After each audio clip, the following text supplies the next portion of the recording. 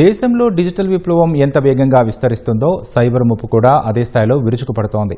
ముఖ్యంగా artificial intelligence ఆధారిత cyber దాడులు దేశ భద్రతకు పెను సవాలుగా మారుతున్నాయి.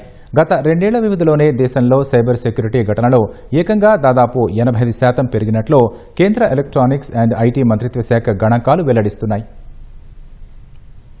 మన దైనందిన జీవితంలో ఆన్లైన్ సేవలు, ఏఐ టెక్నాలజీ వినియోగం పెరుగుతున్న కొద్దీ సైబర్ నేరగాళ్లు సరికొత్త పద్ధతుల్లో పంజా విసురుతున్నారు. కేంద్ర ఐటీ శాఖ విడుదల చేసిన నివేదిక ప్రకారం 2023లో దేశవ్యాప్తంగా 15,92,000 సైబర్ భద్రతా ఘటనలు నమోదు కాగా 2025 నాటికి ఆ సంఖ్య రికార్డు స్థాయిలో 29,44,248కి చేరింది.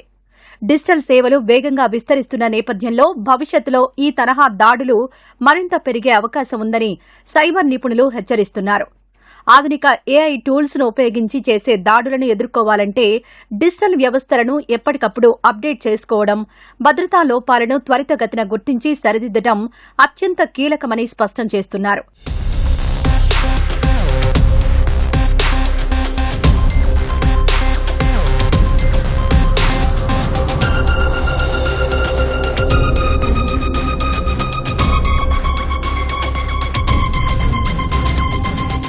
మరోవైపు సైబర్ భద్రతను పర్యవేక్షించే భారత ప్రభుత్వ విభాగం సెర్టిన్ అన్ని సంస్థలకు కీలక మార్గదర్శకాలు జారీ చేసింది.